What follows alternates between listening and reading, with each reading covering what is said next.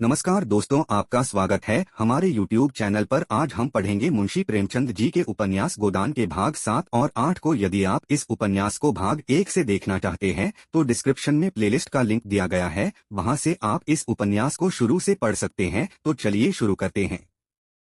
7। यह अभिनय जब समाप्त हुआ तो उधर रंगशाला में धनुष यज्ञ समाप्त हो चुका था और सामाजिक प्रहसन की तैयारी हो रही थी, मगर इन सज्जनों को उससे विशेष दिलचस्पी न थी।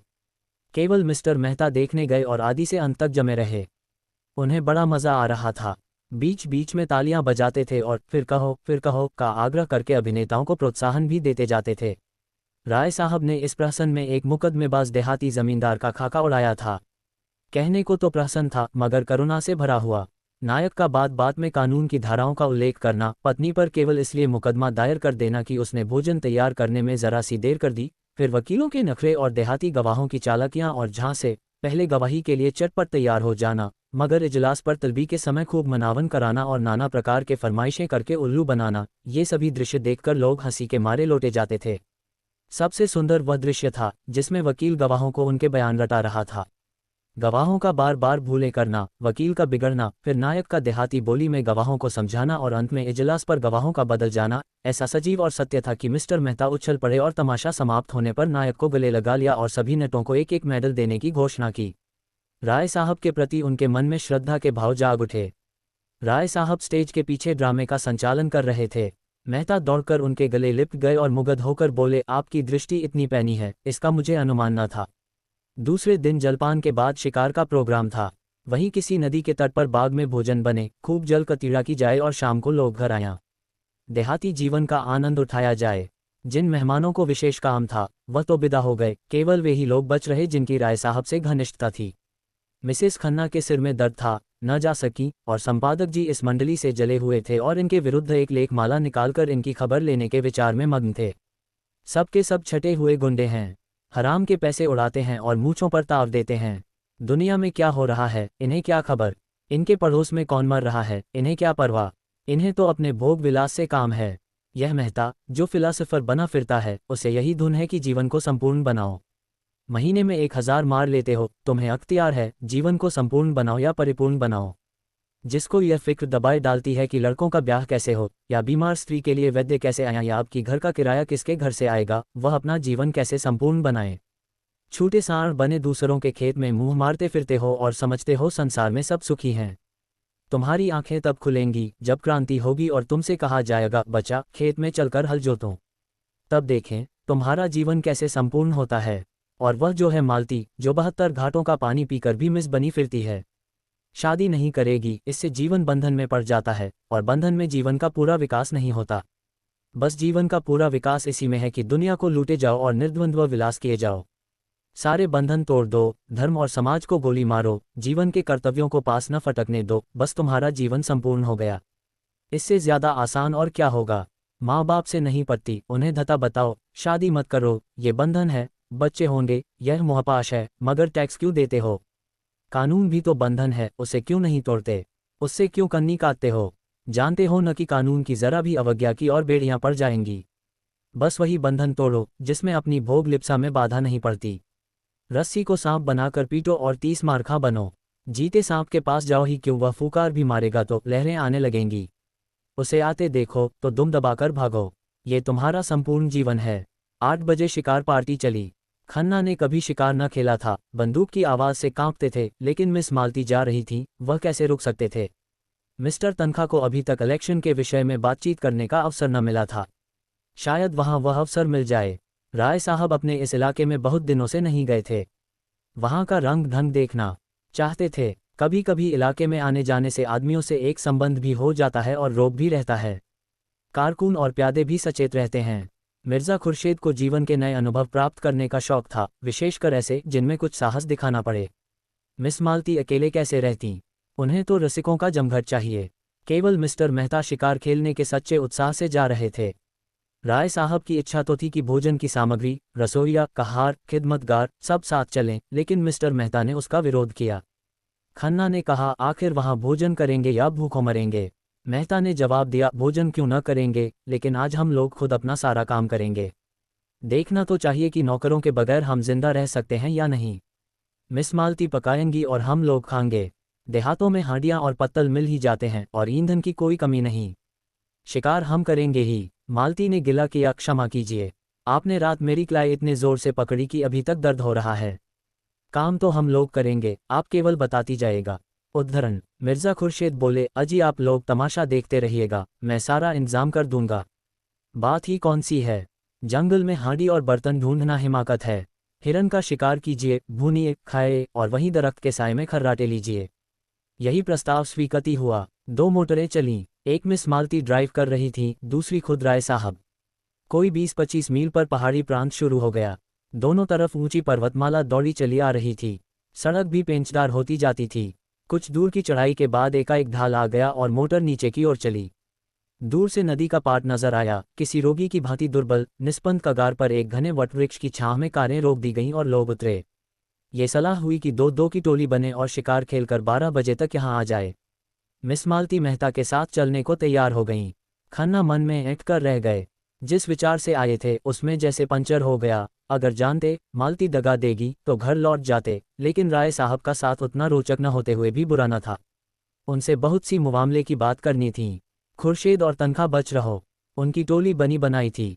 तीनों टोलियां एक एक तरफ चल दीं। कुछ दूर तक पथरीली पगडंडी पर मेहता के साथ चलने के बाद मालती ने कहा, तुम तो चले ही जाते हो, जरा दम ले लेने दो। मेहता मुस्कुराए, अभी तो हम 1 मील भी नहीं आए, अभी से थक गईं। थकी नहीं, लेकिन क्यों न जरा दम ले लो। उद्धरण। जब तक कोई शिकार हाथ न आ जाए हमें आराम करने का अधिकार नहीं। उद्धरण। मैं शिकार खेलने न आई थी। मेहता ने अनजान बनकर कहा, अच्छा यह मैं न जानता था। फिर क्या करने आई थी? अब तुमसे क्या बताऊं। उद्धरण। हिरनों का एक झुंड चरता हुआ नजर आया। दोनों एक चट्टान की आड़ में छिप गए और निशाना बांधकर गोली चलाई। निशाना खाली गया, झुंड भाग निकला। मालती ने पूछा, अब? कुछ नहीं, चलो फिर कोई शिकार मिलेगा। उद्धरण। दोनों कुछ देर तक चुपचाप चलते रहे। फिर मालती ने जरा रुक कर कहा, गर्मी के मारे बुरा हाल हो रहा है, आओ इस वृक्ष के नीचे बैठ जाया। अभी नहीं, तुम बैठना चाहती हो तो बैठो। मैं तो नहीं बैठता। उद्धरण। बड़े निर्दयी हो तुम, सच कहती हूँ। उद्धरण। जब तक कोई शिकार न मिल जाए मैं बैठ नहीं सकता। उद्धरण। तब तो तुम मुझे मार ही डालोगे। अच्छा बताओ, रात तुमने मुझे इतना क्यों सताया? मुझे तुम्हारे ऊपर बड़ा क्रोध आ रहा था। याद है तुमने मुझे क्या कहा था? तुम हमारे साथ चलेगा दिलदार। मैं न जानती थी तुम इतने शरीर हो। अच्छा सच कहना, तुम उस वक्त मुझे अपने साथ ले जाते। उद्धरण। मेहता ने कोई जवाब न दिया, मानो सुना ही नहीं। दोनों कुछ दूर चलते रहे। एक तो जेठ की धूप, दूसरे पथरीला रास्ता। मालती थककर बैठ गई। मेहता खड़े खड़े बोले, अच्छी बात है, तुम आराम कर लो, मैं यहीं आ जाऊंगा, मुझे अकेले छोड़कर चले जाओगे। उद्धरण। मैं जानता हूँ तुम अपनी रक्षा कर सकती हो। उद्धरण। कैसे जानते हो? उद्धरण। नए युग की देवियों की यही सिफत है, वह मर्द का आश्रय नहीं चाहती, उससे कंधा मिलाकर चलना चाहती हैं। उद्धरण। मालती ने झेपते हुए कहा, तुम कोरे फिलासफर हो मेहता, सच। सामने वृक्ष पर एक मोर बैठा हुआ था। मेहता ने निशाना साधा और बंदूक चलाई। मोर उड़ गया। मालती प्रसन्न होकर बोली, बहुत अच्छा हुआ, मेरा शाप पड़ा। मेहता ने बंदूक कंधे पर रखकर कहा, तुमने मुझे नहीं, अपने आप को शाप दिया। शिकार मिल जाता तो मैं तुम्हें 10 मिनट की मोहलत देता। अब तो तुमको फौरन चलना पड़ेगा।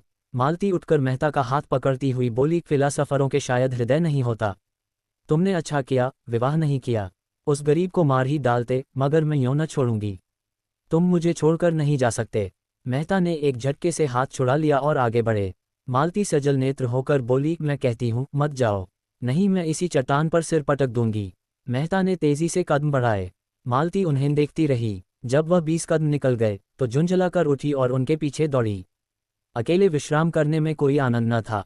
समीप आकर बोली, मैं तुम्हें इतना पशु न समझती थी, मैं जो हिरन मारूंगा उसकी खाल तुम्हें भेंट करूंगा।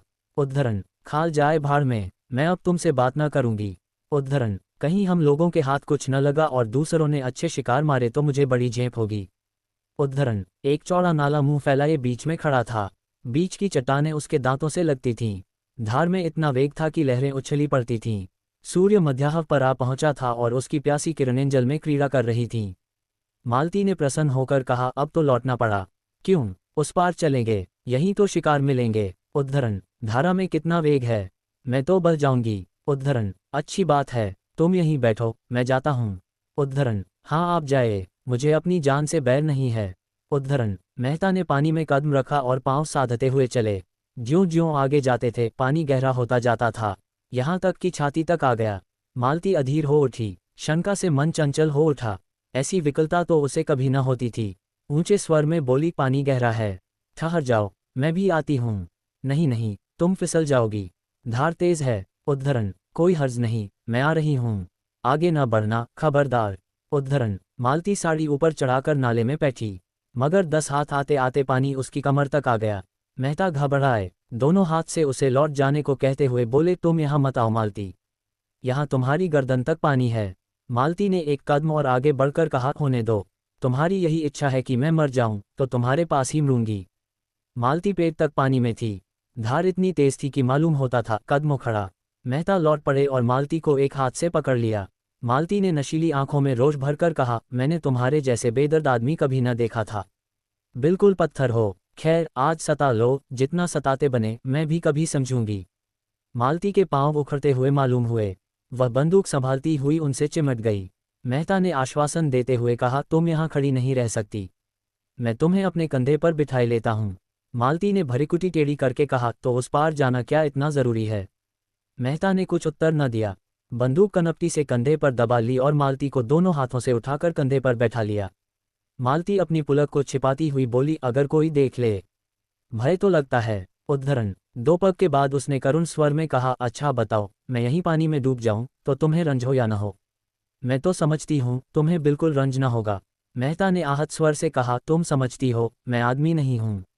मैं तो यही समझती हूँ, क्यों छिपाऊं? उद्धरण, सच कहती हो मालती? उद्धरण, तुम क्या समझते हो? उद्धरण, मैं कभी बतलाऊंगा। उद्धरण, पानी मेहता के गर्दन तक आ गया, कहीं अगला कदम उठाते ही सिर तक न आ जाए। मालती का हृदय धक धक करने लगा। बोली, मेहता, ईश्वर के लिए अब आगे मत जाओ, नहीं मैं पानी में कूद पड़ूंगी। उस संकट में मालती को ईश्वर याद आया, जिसका वह मजाक उड़ाया करती थी। जानती थी ईश्वर कहीं बैठा नहीं है जो आकर उन्हें उबार लेगा, लेकिन मन को जिस अवलंबन और शक्ति की जरूरत थी वह और कहाँ मिल सकती थी। पानी कम होने लगा था। मालती ने प्रसन्न होकर कहा, अब तुम मुझे उतार दो। नहीं नहीं, चुपचाप बैठी रहो, कहीं आगे कोई गड़ा मिल जाए। उद्धरण, तुम समझते होगे ये कितनी स्वार्थिनी है। उद्धरण, मुझे इसकी मजदूरी दे देना। उद्धरण, मालती के मन में गुदगुदी हुई, क्या मजदूरी लोगे? उद्धरण, यही कि जब तुम्हें जीवन में ऐसा ही कोई अवसर आए तो मुझे बुला लेना। उद्धरण, किनारे आ गए। मालती ने रेत पर अपनी साड़ी का पानी निचोड़ा, जूते का पानी निकाला, मुंह हाथ धोया, पर ये शब्द अपने रहस्यमय आशय के साथ उसके सामने नाचते रहे। उसने इस अनुभव का आनंद उठाते हुए कहा, ये दिन याद रहेगा। मेहता ने पूछा, तुम बहुत डर रही थीं? पहले तो डरी, लेकिन फिर मुझे विश्वास हो गया कि तुम हम दोनों की रक्षा कर सकते हो। उद्धरण, मेहता ने गर्व से मालती को देखा, इनके मुख पर परिश्रम की लाली के साथ तेज था। मुझे ये सुनकर कितना आनंद आ रहा है, तुम ये समझ सकोगी मालती? उद्धरण, तुमने समझाया कब? उल्टे और जंगलों में घसीटते फिरते हो और अभी फिर लौटती बार यही नाला पार करना पड़ेगा। तुमने कैसी आफ में जान डाल दी। मुझे तुम्हारे साथ रहना पड़े तो एक दिन न पटे। उद्धरण, मेहता मुस्कुराए, इन शब्दों का संकेत खूब समझ रहे थे। तुम मुझे इतना दुष्ट समझती हो, और जो मैं कहूँ कि तुमसे प्रेम करता हूँ, मुझसे विवाह करोगी? उद्धरण, ऐसे काट कठोर से कौन विवाह करेगा? रात दिन जलाकर मार डालोगे? और मधुर नेत्रों से देखा, मानी कह रही हो, इसका आशय तुम खूब समझते हो, इतने बुद्धू नहीं हो। मेहता ने जैसे सचेत होकर कहा, तुम सच कहती हो मालती, मैं किसी रमणी को प्रसन्न नहीं रख सकता, मुझसे कोई स्त्री प्रेम का स्वांग नहीं कर सकती। मैं इसके अंतस्थल तक पहुंच जाऊंगा, फिर मुझे उससे अरुचि हो जाएगी। मालती कांप उठी, इन शब्दों में कितना सत्य था। उसने पूछा, बताओ तुम कैसे प्रेम से संतुष्ट होगे? बस यही कि जो मन में हो वही मुख पर हो। मेरे लिए रंग प और हाव भाव और नाजो अंदाज का मूल्य इतना ही है जितना होना चाहिए। मैं वह भोजन चाहता हूँ जिससे आत्मा की तृप्ति हो, उत्तेजक और शोषक पदार्थों की मुझे जरूरत नहीं। उद्धरण, मालती ने ओठ सिकोड़कर ऊपर सांस खींचते हुए कहा, तुमसे कोई पेश ना पाएगा, एक ही घाघ हो। अच्छा बताओ, मेरे विषय में तुम्हारा क्या ख्याल है? मेहता ने नटखटपन से मुस्कराकर कहा, तुम सब कुछ कर सकती हो, बुद्धिमती हो, चतुर हो, प्रतिभावान हो, दयालु हो, चंचल हो, स्वाभिमानी हो, त्याग कर सकती हो, लेकिन प्रेम नहीं कर सकती। मालती ने पैनी दृष्टि से ताक कर कहा, झूठे हो तुम, बिल्कुल झूठे। मुझे तुम्हारा ये दावा निस्सार मालूम होता है कि तुम नारी हृदय तक पहुंच जाते हो। दोनों नाले के किनारे किनारे चले जा रहे थे। 12 बज चुके थे, पर अब मालती को न विश्राम की इच्छा थी, न लौटने की। आज के संभाषण में उसे एक ऐसा आनंद आ रहा था जो उसके लिए बिल्कुल नया था। उसने कितने ही विद्वानों और नेताओं को एक मुस्कान में, एक चितवन में, एक रसीले वाक्य में उल्लू बनाकर छोड़ दिया था। ऐसी बालू की दीवार पर वह जीवन का आधार नहीं रख सकती थी। आज उसे वह कठोर, ठोस, पत्थर सी भूमि मिल गई थी जो फावड़ों से चिनगारियां निकाल रही थी और उसकी कठोरता उसे उत्तरोत्तर मोह लेती थी। धाया की आवाज हुई। एक लालसर नाले पर उड़ा जा रहा था। मेहता ने निशाना मारा। चिड़िया चोट खाकर भी कुछ दूर उड़ी, फिर बीच धार में गिर पड़ी और लहरों के साथ बहने लगी। अब उद्धरण, अभी जाकर लाता हूँ। जाती कहाँ है उद्धरण? ये कहने के साथ वह रेत में दौड़े और बंदूक किनारे पर रख गड़ाप से पानी में कूद पड़े और बहाव की ओर तैरने लगे, मगर आध मील तक पूरा जोर लगाने पर भी चिड़िया न पा सके। चिड़िया मरकर भी जैसे उड़ी जा रही थी। सहसा उन्होंने देखा, एक युवती किनारे की एक झोपड़ी से निकली, चिड़िया को बहते देखकर साड़ी को जांघों तक चढ़ाया और पानी में घुस पड़ी। एक क्षण में उसने चिड़िया पकड़ ली और मेहता को दिखाती हुई बोली, पानी से निकल जाओ बाबूजी, तुम्हारी चिड़िया ये है। मेहता युवती की चपलता और साहस देखकर मुग्ध हो गए। तुरंत किनारे की ओर हाथ चलाए और 2 मिनट में युवती के पास जा खड़े हुए। युवती का रंग था तो काला और वह भी गहरा, कपड़े बहुत ही मैले और फुहड़, आभूषण के नाम पर केवल हाथों में 2-2 मोटी चूड़ियां, सिर के बाल उलझे अलग अलग। मुखमंडल का कोई भाग ऐसा नहीं जिसे सुंदर या सुघड़ कहा जा सके, लेकिन उस स्वच्छ निर्मल जलवायु ने उसके कालेपन में ऐसा लावण्य भर दिया था और प्रकृति की गोद में पलकर उसके अंग इतने सुडौल, सुगठित और स्वच्छंद हो गए थे कि यौवन का चित्र खींचने के लिए उससे सुंदर कोई रूप न मिलता। उसका सबल स्वास्थ्य जैसे मेहता के मन में बल और तेज भर रहा था। मेहता ने उसे धन्यवाद देते हुए कहा, तुम बड़े मौके से पहुंच गई, नहीं मुझे न जाने कितनी दूर तैरना पड़ता। युवती ने प्रसन्नता से कहा, मैंने तुम्हें तैरते आते देखा तो दौड़ी। शिकार खेलने आए होंगे? हाँ, आए तो थे शिकार ही खेलने, मगर दोपहर हो गया और यही चिड़िया मिली है। तेंदुआ मारना चाहो तो मैं उसका ठौर दिखा दूं। रात को यहाँ रोज पानी पीने आता है, कभी कभी दोपहर में भी आ जाता है। उद्धरण, फिर जरा सकुचा कर सिर झुकाए बोली, उसकी खाल हमें देनी पड़ेगी। चलो मेरे द्वार पर, वहाँ पीपल की छाया है। यहाँ धूप में कब तक खड़े रहोगे? कपड़े भी तो गीले हो गए हैं। मेहता ने उसकी देह में चिपकी हुई गीली साड़ी की ओर देखकर कहा, तुम्हारे कपड़े भी तो गीले हैं। उसने लापरवाही से कहा, हमारा क्या, हम तो जंगल के हैं। दिन दिन भर धूप और पानी में खड़े रहते हैं, तुम थोड़े ही रह सकते हो। लड़की कितनी समझदार है और बिल्कुल गंवार, तुम खाल लेकर क्या करेगी? उद्धरण, हमारे दादा बाजार में बेचते हैं, यही तो हमारा काम है। उद्धरण, लेकिन दोपहरी यहाँ काटें तो तुम खिलाओगी क्या? उद्धरण, युवती ने लजाते हुए कहा, तुम्हारे खाने लायक हमारे घर में क्या है? मक्के की रोटियां खाओ जो धरी हैं, चिड़िए का सालन पका दूंगी, तुम बताते जाना जैसे बनाना हो। थोड़ा सा दूध भी है। हमारी गया को एक बार तेंदुए ने घेरा था, उसे सींगों से भगाकर भाग आई, तब से तेंदुआ उससे डरता है। लेकिन मैं अकेला नहीं हूँ, मेरे साथ एक औरत भी है। उद्धरण, तुम्हारी घरवाली होगी। उद्धरण, नहीं, घरवाली तो अभी नहीं है, जान पहचान की है। उद्धरण, तो मैं दौड़कर उनको बुला लाती हूँ, तुम चलकर छांव में बैठो। उद्धरण, नहीं नहीं, मैं बुला लाता हूँ। उद्धरण, तुम थक गए होगे, शहर का रहिया जंगल में काहे आते होंगे, हम तो जंगली आदमी हैं, किनारे ही तो खड़ी होंगी। उद्धरण, जब तक मेहता कुछ बोले वह हवा हो गई। मेहता ऊपर चढ़कर पीपल की छांव में बैठे। इस स्वच्छंद जीवन से उनके मन में अनुराग उत्पन्न हुआ। सामने की पर्वतमाला दर्शन तत्व की भांति अगम्य और अत्यंत फै हुई, मानो ज्ञान का विस्तार कर रही हो, मानो आत्मा उस ज्ञान को, उस प्रकाश को, उस अगम्यता को उसके प्रत्यक्ष विराट रूप में देख रही हो। दूर के एक बहुत ऊंचे शिखर पर एक छोटा सा मंदिर था जो उस अगम्यता में बुद्धि की भांति ऊंचा पर खोया हुआ सा खड़ा था, मानो वहां तक पर मारकर पक्षी विश्राम लेना चाहता है और कहीं स्थान नहीं पाता।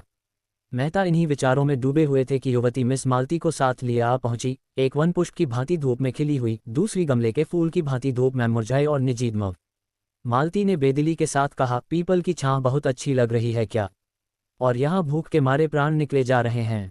युवती 2 बड़े बड़े मटके उठा लाए और बोली, तुम जब तक यहीं बैठो, मैं अभी दौड़कर पानी लाती हूँ, फिर चूल्हा जला दूंगी और मेरे हाथ का खाओ तो मैं एक क्षण में बोटियां सेंक दूंगी। नहीं, अपने आप सेंक लेना। हाँ, गेहूं का आटा मेरे घर में नहीं है और यहाँ कहीं कोई दुकान भी नहीं है कि ला दूं। मालती को मेहता पर क्रोध आ रहा था।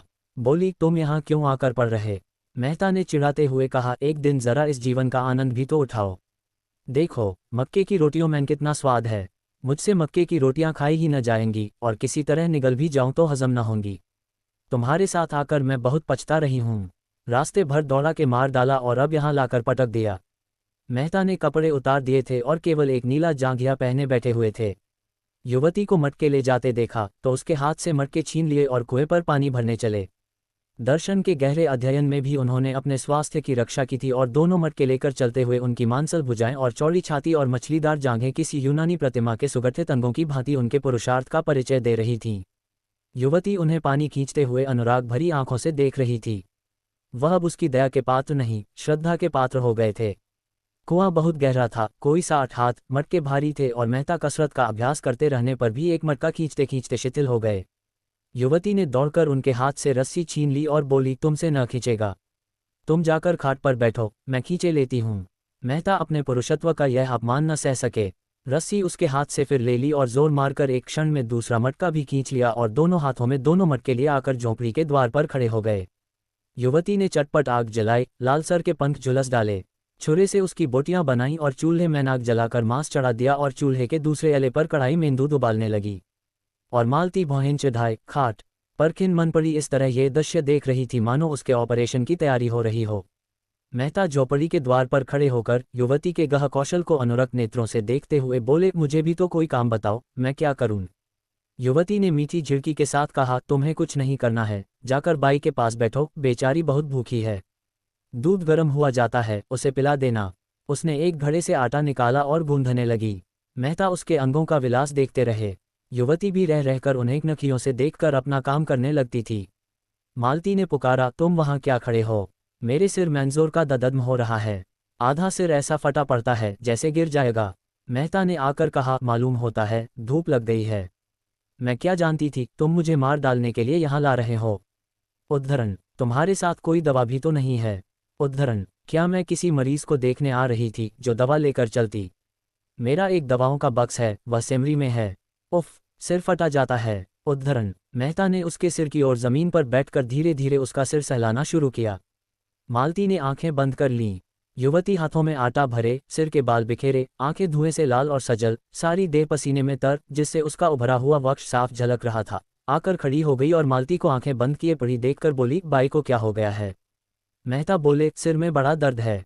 पूरे सिर में है कि आधे में। उद्धरण, आधे में बतलाती हैं। उद्धरण, दाईं ओर है कि बाईं ओर। उद्धरण, बाईं ओर। उद्धरण, मैं अभी दौड़ के एक दवा लाती हूँ, घिसकर लगाते ही अच्छा हो जाएगा। उद्धरण, तुम इस धूप में कहाँ जाओगी। उद्धरण, युवती ने सुना ही नहीं, वेग से एक ओर जाकर पहाड़ियों में छिप गई। कोई आधा घंटे बाद मेहता ने उसे ऊंची पहाड़ी पर चढ़ते देखा। दूर से बिल्कुल बुढ़िया सी लग रही थी। मन में सोचा, इस जंगली छोकरी में सेवा का कितना भाव और कितना व्यवहारिक ज्ञान है। लू और धूप में आसमान पर चढ़ी चली जा रही है। मालती ने आंखें खोलकर देखा, कहाँ गई वह कलूटी। गजब की काली है, जैसे आबनूस का कुंदा हो। इसे भेज दो, राय साहब से कह आए कार यहाँ भेज दें।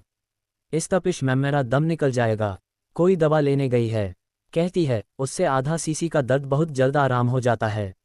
उद्धरण, इनकी दवाएं इन्हीं को फायदा करती हैं, मुझे न करेंगी। तुम तो इस छोकरी पर लट्टू हो गए हो। कितने छिछोरे हो, जैसी रूह वैसे फरिश्ते। उद्धरण, मेहता को कटु सत्य कहने में संकोच न होता था। कुछ बातें तो उसमें ऐसी हैं कि अगर तुम में होती तो तुम सचमुच देवी हो जाती। उद्धरण, उसकी खूबियां उसे मुबारक, मुझे देवी बनने की इच्छा नहीं है। उद्धरण, तुम्हारी इच्छा हो तो मैं जाकर कार लाऊं, यद्यपि कार यहाँ आ भी सकेगी, मैं नहीं कह सकता। उद्धरण, उस कलूटी को क्यों नहीं भेज देते। उद्धरण, वह तो दवा लेने गई है, फिर भोजन पकाएगी।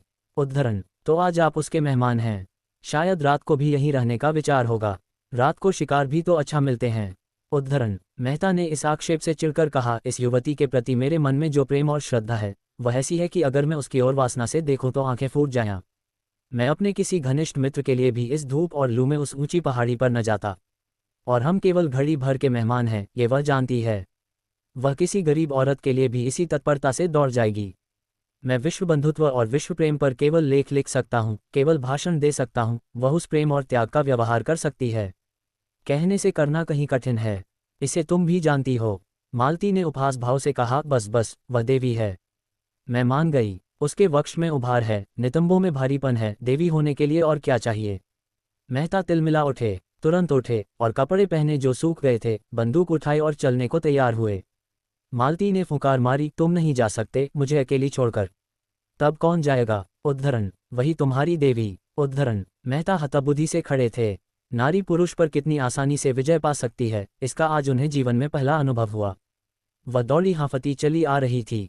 वही कलूटी युवती, हाथ में एक झाड़ लिए हुए, समीप जाकर मेहता को कहीं जाने को तैयार देखकर बोली, मैं वह जड़ी खोज लाई, अभी घिसकर लगाती हूँ, लेकिन तुम कहाँ जा रहे हो? मांस तो पक गया होगा, मैं रोटियां सेंक देती हूँ, 2-1 खा लेना, भाई दूध पी लेगी, ठंडा हो जाए तो चले जाना। उसने निस्संकोच भाव से मेहता के अचकन की बटनें खोल दीं। मेहता अपने को बहुत रोके हुए थे, जी होता था इस गंवारिन के चरणों को चूम लें। मालती ने कहा, अपनी दवाई रहने दो, नदी के किनारे बरगद के नीचे हमारी मोटर कार खड़ी है, वहां और लोग होंगे, उनसे कहना कार यहाँ लाएं। दौड़ी हुई जा। युवती ने दीन नेत्रों से मेहता को देखा। इतनी मेहनत से बूटी लाए उसका यह अनादर। इस गंवारिन की दवा इन्हें नहीं जची तो न सही, उसका मन रखने को ही जरा सी लगवा लेती तो क्या होता। उसने बूटी जमीन पर रखकर पूछा, तब तक तो चूल्हा ठंडा हो जाएगा बाई जी, कहो तो रोटियां सेंक कर रख दूं। बाबूजी खाना खा लें, तुम दूध पी लो और दोनों जने आराम करो, तब तक मैं मोटर वाले को बुला लाऊंगी। वह झोपड़ी में गई, बुझी हुई आग फिर जलाई। देखा तो मांस उबल गया था, कुछ जल भी गया था। जल्दी जल्दी रोटियां सेंकी, दूध गर्म था, उसे ठंडा किया और एक कटोरे में मालती के पास लाए। मालती ने कटोरे के भेमपन पर मुंह बनाया, लेकिन दूध त्याग न सकी। मेहता झोपड़ी के द्वार पर बैठकर एक थाली में मांस और रोटियां खाने लगे। युवती खड़ी पंखा झल रही थी। मालती ने युवती से कहा, उन्हें खाने दे, कहीं भागे नहीं जाते हैं, तू जाकर गाड़ी ला। युवती ने मालती की ओर एक बार सवाल की आंखों से देखा, यह क्या चाहती हैं, इनका आशय क्या है। उसे मालती के चेहरे पर रोगियों की सी नम्रता और कृतज्ञता और याचना न दिखाई दी। उसकी जगह अभिमान और प्रमाद की झलक थी। गंवारिन मनोभावों के पहचानने में चतुर थी। बोली, मैं किसी की लौड़ी नहीं हूँ बाई जी, तुम बड़ी हो, अपने घर की बड़ी हो, मैं तुमसे कुछ मांगने तो नहीं जाती, मैं गाड़ी लेने न जाऊंगी। मालती ने डांटा, अच्छा तूने गुस्ताखी पर कमर बांधी, बता तू किसके इलाके में रहती है। ये राय साहब का इलाका है। उद्धरण, तो तुझे उन्हीं राय साहब के हाथों हंटरों से पिटवाऊंगी। उद्धरण, मुझे पिटवाने से तुम्हें सुख मिले तो पिटवा लेना बाई जी, कोई रानी महारानी थोड़ी हूं कि लश्कर भेजनी पड़ेगी। उद्धरण, मेहता ने 2-4 कौर निगले थे कि मालती की यह बातें सुनी। कौर कंठ में अटक गया, जल्दी से हाथ धोया और बोले, वह नहीं जाएगी, मैं जा रहा हूँ। मालती भी खड़ी हो गई, उसे जाना पड़ेगा। मेहता ने अंग्रेजी में कहा, उसका अपमान करके तुम अपना सम्मान बढ़ा नहीं रही हो मालती। मालती ने फटकार बताई, ऐसी ही लौंडियां मर्दों को पसंद आती हैं, जिनमें और कोई गुण हो या न हो, उनकी टहल दौड़ दौड़कर प्रसन्न मन से करें और अपना भाग्य सराहें कि इस पुरुष ने मुझसे ये काम करने को तो कहा। वह देवियां हैं, शक्तियां हैं, विभूतियां हैं। मैं समझती थी वह पुरुषत्व तुम में कम से कम नहीं है, लेकिन अंदर से, संस्कारों से तुम भी वही बर्बर हो। मेहता मनोविज्ञान के पंडित थे, मालती के मनोरहस्यों को समझ रहे थे। ईर्ष्या का ऐसा अनोखा उदाहरण उन्हें कभी न मिला था। उस रमणी में, जो इतनी मृदु स्वभाव, इतनी उदार, इतनी प्रसन्न मुख थी, ईर्ष्या की ऐसी प्रचंड ज्वाला। बोले, कुछ भी कहो, मैं उसे न जाने दूंगा। उसकी सेवाओं और कपियों का ये पुरस्कार देकर मैं अपनी नज़रों में नीच नहीं बन सकता। मेहता के स्वर में कुछ ऐसा तेज था कि मालती धीरे से उठी और चलने को तैयार हो गई। उसने जलकर कहा, अच्छा तो मैं ही जाती हूँ, तुम उसके चरणों की पूजा करके पीछे आना। मालती 2-3 कदम चली गई तो मेहता ने युवती से कहा, अब मुझे आज्ञा दो बहन, तुम्हारा यह ने, तुम्हारी निस्वार्थ सेवा हमेशा याद रहेगी। युवती ने दोनों हाथों से सजल नेत्र होकर उन्हें प्रणाम किया और झोपड़ी के अंदर चली गई। दूसरी टोली राय साहब और खन्ना की थी। राय साहब तो अपने उसी रेशमी कुर्ते और रेशमी चादर में थे, मगर खन्ना ने शिकारी सूट डाटा था, जो शायद आज ही के लिए बनवाया गया था, क्योंकि खन्ना को असामियों के शिकार से इतनी फुर्सत कहाँ थी कि जानवरों का शिकार करते। खन्ना ठिंगने एक हरे रूपवान आदमी थे, गेहुआ रंग, बड़ी बड़ी आंखें, मुंह पर चेचक के दाग, बातचीत में बड़े कुशल। कुछ दूर चलने के बाद खन्ना ने मिस्टर मेहता का जिक्र छेड़ दिया, जो कल से ही उनके मस्तिष्क में राहु की भांति समाये हुए थे। बोले, यह मेहता भी कुछ अजीब आदमी है, मुझे तो कुछ बना हुआ मालूम होता है। राय साहब मेहता की इज्जत करते थे और उन्हें सच्चा और निष्कपट आदमी समझते थे, पर खन्ना से लेन देन का व्यवहार था, कुछ स्वभाव से शांति प्रिय भी थे, विरोध न कर सके। बोले, मैं तो उन्हें केवल मनोरंजन की वस्तु समझता हूँ, कभी उनसे बहस नहीं करता, और करना भी चाहूँ तो उतनी विद्या कहाँ से लाऊं। जिसने जीवन के क्षेत्र में कभी कदम ही नहीं रखा, वह अगर जीवन के विषय में कोई नया सिद्धांत लापता है तो मुझे उस पर हंसी आती है। मज़े से 1000 माहवार फटकारते हैं, न जोरू न जाता, न कोई चिंता न बाधा, वह दर्शन न बघारें तो कौन बघारें। आप निद्वद्वद्व रहकर जीवन को संपूर्ण बनाने का स्वप्न देखते हैं, ऐसे आदमी से क्या बहस की जाए। मैंने सुना चरित्र का अच्छा नहीं है। उद्धरण, बेफिक्री में चरित्र अच्छा रह ही कैसे सकता है। समाज में रहो और समाज के कर्तव्यों और मर्यादाओं का पालन करो, तब पता चले। उद्धरण, मालती न जाने क्या देखकर उन पर लट्टू हुई जाती है। उद्धरण, मैं समझता हूँ, वह केवल तुम्हें जला रही है। उद्धरण, मुझे वह क्या जलाएंगी, बेचारी, मैं उन्हें खिलौने से ज्यादा नहीं समझता। उद्धरण, ये तो न कहो मिस्टर खन्ना, मिस मालती पर जान तो देते हो तुम। उद्धरण, यूं तो मैं आपको भी यही इल्ज़ाम दे सकता हूँ। उद्धरण, मैं सचमुच खिलौना समझता हूँ, आप उन्हें प्रतिमा बनाए हुए हैं। खन्ना ने जोर से कहा मारा, हालांकि हंसी की कोई बात न थी। अगर एक लोटा जल चढ़ा देने से वरदान मिल जाए तो क्या बुरा है। अब की राय साहब ने जोर से कहा मारा, जिसका कोई प्रयोजन न था। तब आपने उस देवी को समझा ही नहीं।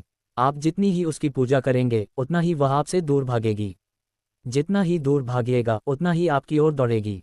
उद्धरण, तब तो उन्हें आपकी ओर दौड़ना चाहिए था। उद्धरण, मेरी ओर, मैं उस रसिक समाज से बिल्कुल बाहर हूँ मिस्टर खन्ना, सच कहता हूँ। मुझ में जितनी बुद्धि, जितना बल है वह इस इलाके के प्रबंध में ही खर्च हो जाता है। घर के जितने प्राणी हैं सभी अपनी अपनी धुन में मस्त, कोई उपासना में, कोई विषय वासना में, को काहू में मगन, को काहू में मगन। और इन सब अजगरों को भक्ष्य देना मेरा काम है, कर्तव्य है। मेरे बहुत से ताल्लुकेदार भाई भोग विलास करते हैं, ये सब मैं जानता हूँ।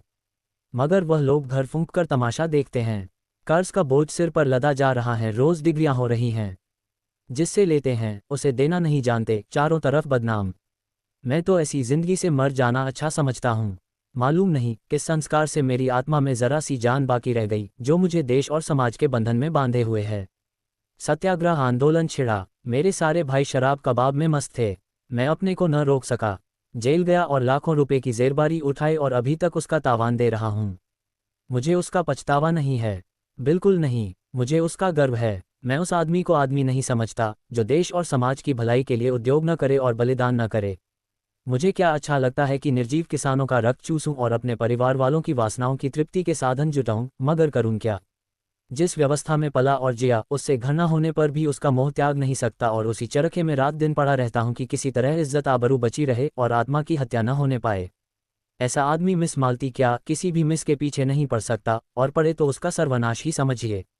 हाँ, थोड़ा सा मनोरंजन कर लेना दूसरी बात है। मिस्टर खन्ना भी साहसी आदमी थे, संग्राम में आगे बढ़ने वाले। 2 बार जेल हो आए थे, किसी से दबना न जानते थे, खद्दर न पहनते थे और फ्रांस की शराब पीते थे। अवसर पड़ने पर बड़ी बड़ी तकलीफें झेल सकते थे। जेल में शराब छुई तक नहीं, और ए क्लास में रहकर भी सी क्लास की रोटियां खाते रहे। हालांकि उन्हें हर तरह का आराम मिल सकता था, मगर रण क्षेत्र में जाने वाला रथ भी तो बिना तेल के नहीं चल सकता। उनके जीवन में थोड़ी सी रसिकता लाजिमा थी। बोले, आप सन्यासी बन सकते हैं, मैं तो नहीं बन सकता। मैं तो समझता हूँ जो भोगी नहीं है वह संग्राम में भी पूरे उत्साह से नहीं जा सकता। जो रमणी से प्रेम नहीं कर सकता उसके देश प्रेम में मुझे विश्वास नहीं। राय साहब मुस्कुराए, आप मुझी पर आवाजें कसने लगे। आवाज नहीं है, तत्व की बात है। उद्धरण, शायद हो, आप अपने दिल के अंदर बैठ कर देखिए तो पता चले। उद्धरण, मैंने तो बैठ कर देखा है और मैं आपको विश्वास दिलाता हूँ, वहाँ और चाहे जितनी बुराइयां हो, विषय की लालसा नहीं है। उद्धरण, तब मुझे आपके ऊपर दया आती है। आप जो इतने दुखी और निराश और चिंतित हैं, इसका एकमात्र कारण आपका निग्रह है। मैं तो यह नाटक खेलकर रहूंगा, चाहे दुखांत ही क्यों न हो। वह मुझसे मजाक करती है, दिखाती है कि मुझे तेरी परवाह नहीं है, लेकिन मैं हिम्मत हारने वाला मनुष्य नहीं हूँ। मैं अब तक उसका मिजाज नहीं समझ पाया। कहाँ निशाना ठीक बैठेगा, इसका निश्चय न कर सका। उद्धरण, लेकिन वह कुंजी आपको शायद ही मिले। मेहता शायद आपसे बाजी मार ले जाया। उद्धरण, एक हिरन कई हिरनियों के साथ चल रहा था, बड़े सींगों वाला, बिल्कुल काला। राय साहब ने निशाना बांधा। खन्ना ने रोका, क्यों हत्या करते हो यार, बेचारा चल रहा है, चरने दो। धूप तेज हो गई है, आइए कहीं बैठ जाया, आपसे कुछ बातें करनी है। राय साहब ने बंदूक चलाई, मगर हिरन भाग गया। बोले, एक शिकार मिला भी तो निशाना खाली गया, एक हत्या से बचे। उद्धरण, आपके इलाके में ऊख होती है। उद्धरण, बड़ी कसरत से। उद्धरण, तो फिर क्यों न हमारे शुगर मिल में शामिल हो जाए, हिस्से धड़ाधड़ बिक रहे हैं। आप ज्यादा नहीं 1000 हिस्से खरीद लें। उद्धरण, गजब किया, मैं इतने रुपए कहाँ से लाऊंगा। उद्धरण, इतने नामी इलाकेदार और आपको रुपयों की कमी, कुछ 50,000 ही तो होते हैं, उनमें भी अभी 25% ही देना है। उद्धरण, नहीं भाई साहब, मेरे पास इस वक्त बिल्कुल रुपए नहीं हैं। उद्धरण, रुपए जितने चाहें मुझसे लीजिए, बैंक आपका है। हाँ, अभी आपने अपनी जिंदगी इंश्योर न कराई होगी, मेरी कंपनी में एक अच्छी सी पॉलिसी लीजिए। 100-200 रुपए तो आप बड़ी आसानी से हर महीने दे सकते हैं और इकट्ठी रकम मिल जाएगी 40-50 हज़ार। लड़कों के लिए इससे अच्छा प्रबंध आप नहीं कर सकते। हमारी नियमावली देखिए, हम पूर्ण सहकारिता के सिद्धांत पर काम करते हैं। दफ्तर और कर्मचारियों के खर्च के सिवा नफ़े की एक पाई भी किसी की जेब में नहीं जाती। आपको आश्चर्य होगा कि इस नीति से कंपनी चल कैसे रही है। और मेरी सलाह से थोड़ा सा स्पेकुलेशन का काम भी शुरू कर दीजिए। ये जो आज सैकड़ों करोड़पति बने हुए हैं, सब इसी स्पेकुलेशन से बने हैं। रुई, शक्कर, गेहूं, रबर, किसी जिन्स का सट्टा कीजिए। मिनटों में लाखों का वारा न्यारा होता है। काम जरा अटपटा है। बहुत से लोग गच्चा खा जाते हैं, लेकिन वही जो अनाड़ी हैं, आप जैसे अनुभवी, सुशिक्षित और दूरंदेश लोगों के लिए इससे ज्यादा नफ़े का काम ही नहीं। बाजार का चढ़ाव उतार कोई आकस्मिक घटना नहीं, इसका भी विज्ञान है। एक बार उसे गौर से देख लीजिए, फिर क्या मजाल की धोखा हो जाए। राय साहब कंपनियों पर अविश्वास करते थे, दो एक बार इसका उन्हें कड़वा अनुभव हो भी चुका था, लेकिन मिस्टर खन्ना को उन्होंने अपनी आंखों से बढ़ते देखा था और उनकी कार्यदक्षता के कायल हो गए थे। अभी 10 साल पहले जो व्यक्ति बैंक में क्लर्क था, वह केवल अपने अध्यवसाय, पुरुषार्थ और प्रतिभा से शहर में पुजता है। उसकी सलाह की उपेक्षा न की जा सकती थी। इस विषय में अगर खन्ना उनके पथ प्रदर्शक हो जाएं, तो उन्हें बहुत कुछ कामयाबी हो सकती है। ऐसा अवसर क्यों छोड़ा जाए? तरह तरह के प्रश्न करते रहे। सहसा एक देहाती एक बड़ी सी टोकरी में कुछ जड़ें, कुछ पित्तियां, कुछ फल लिए जाता नजर आया। खन्ना ने पूछा, अरे क्या बेचता है? देहाती सकपका गया, डरा कहीं बेगाड़ में न पकड़ जाए। बोला, कुछ तो नहीं मालिक, यही घास पात है। क्या करेगा इनका? उद्धरण, बेचूंगा मालिक, जड़ी बूटी है। उद्धरण, कौन कौन सी जड़ी बूटी है बता। देहाती ने अपना औषधालय खोलकर दिखलाया। मामूली चीजें थीं जो जंगल के आदमी उखाड़ कर ले जाते हैं और शहर में अत्तारों के हाथ 2-4 आने में बेच आते हैं। जैसे मकोए, कंघी, सहदेई या कुकरौंधे, धतूरे के बीज, मदार के फूल, करजे, धमची आदि। हर एक चीज दिखाता था और रटे हुए शब्दों में उसके गुण भी बयान करता जाता था। यह मकोए है सरकार। ताप हो, मंदाग्नि हो, तिल्ली हो, धड़कन हो, शूल हो, खांसी हो, एक खोराक में आराम हो जाता है। ये धतूरे के बीज हैं मालिक, गठिया हो, बाई हो। खन्ना ने दाम पूछा, उसने 8 आने कहे। खन्ना ने 1 रुपया फेंक दिया और उसे पड़ाव तक रख आने का हुक्म दिया। गरीब ने मुंह मांगा दाम ही नहीं पाया, उसका दुगुना पाया। आशीर्वाद देता चला गया। राय साहब ने पूछा, आप ये घास पात लेकर क्या करेंगे? खन्ना ने मुस्कराकर कहा, इनकी अशर्फियां बनाऊंगा। मैं कीमियागर हूं, यह आपको शायद नहीं मालूम। तो यार, वह मंत्र हमें सिखा दो। उद्धरण, हाँ हाँ, शौक से। मेरी शागिर्दी कीजिए। पहले 1.25 सेर लड्डू लाकर चढ़ाए, तब बताऊंगा। बात यह है कि मेरा तरह तरह के आदमियों से साबका पड़ता है। कुछ ऐसे लोग भी आते हैं जो जड़ी बूटियों पर जान देते हैं। उनको इतना मालूम हो जाए कि यह किसी फकीर की दी हुई बूटी है, फिर आपकी खुशामद करेंगे, नाक रगड़ेंगे और आप वह चीज़ उन्हें दे दे तो हमेशा के लिए आपके ऋणी हो जाएंगे।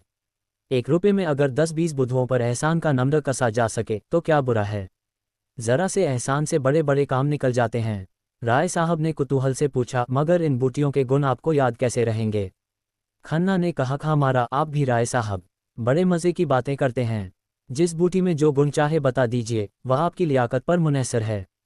सेहत तो रुपए में 8 आने विश्वास से होती है। आप जो इन बड़े बड़े अफसरों को देखते हैं और इन लंबी पूंछ वाले विद्वानों को और इन रईसों को, ये सब अंधविश्वासी होते हैं। मैं तो वनस्पति शास्त्र के प्रोफेसर को जानता हूँ जो कुकरौंधे का नाम भी नहीं जानते। इन विद्वानों का मजाक तो हमारे स्वामी जी खूब उड़ाते हैं। आपको तो कभी उनके दर्शन न हुए होंगे। अब कि आप आएंगे तो उनसे मिलाऊंगा। जब से मेरे बगीचे में ठहरे हैं, रात दिन लोगों का तांता लगा रहता है। माया तो उन्हें छू भी नहीं गई, केवल एक बार दूध पीते हैं। ऐसा विद्वान महात्मा मैंने आज तक नहीं देखा। न जाने कितने वर्ष हिमालय पर तप करते रहे, पूरे सिद्ध पुरुष हैं। आप उनसे अवश्य दीक्षा लीजिए। मुझे विश्वास है आपकी यह सारी कठिनाइयां छूमंतर हो जाएंगी। आपको देखते ही आपका भूत भविष्य सब कह सुनाएंगे। ऐसे प्रसन्नमुख हैं कि देखते ही मन खिल उठता है। ताज्जुब तो यह है कि खुद इतने बड़े महात्मा हैं, मगर संन्यास और त्याग, मिदर और मठ, संप्रदाय और पंथ, इन सब को ढोंग कहते हैं, पाखंड कहते हैं। रूढ़ियों के बंधन को तोड़ो और मनुष्य बनो। देवता बनने का ख्याल छोड़ो। देवता बनकर तुम मनुष्य न रहोगे। राय साहब के मन में शंका हुई।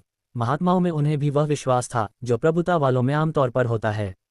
दुखी प्राणी को आत्मचिंतन में जो शांति मिलती है, उसके लिए वह भी लालायित रहते थे। जब आर्थिक कठिनाइयों से निराश हो जाते, मन में आता, संसार से मुंह मोड़कर एकांत में जा बैठें और मोक्ष की चिंता करें।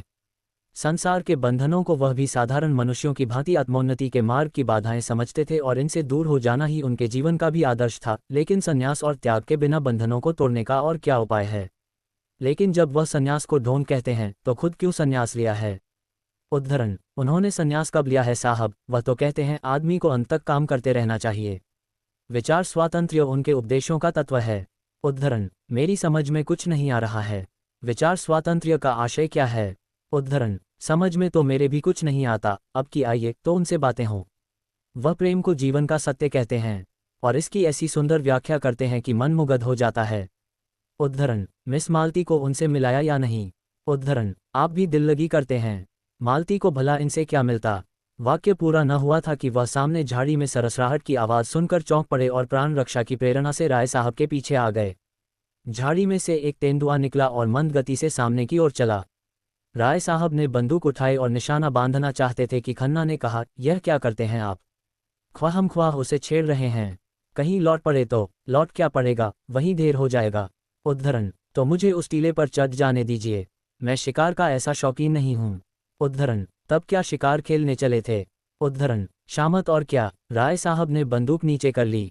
बड़ा अच्छा शिकार निकल गया, ऐसे अवसर कम मिलते हैं। उद्धरण, मैं तो अब यहाँ नहीं ठहर सकता, खतरनाक जगह है। उद्धरण, एक आध शिकार तो मार लेने दीजिए, खाली हाथ लौटते शर्म आती है। उद्धरण, आप मुझे कृपा करके कार के पास पहुंचा दीजिए, फिर चाहे तेंदुए का शिकार कीजिए या चीते का।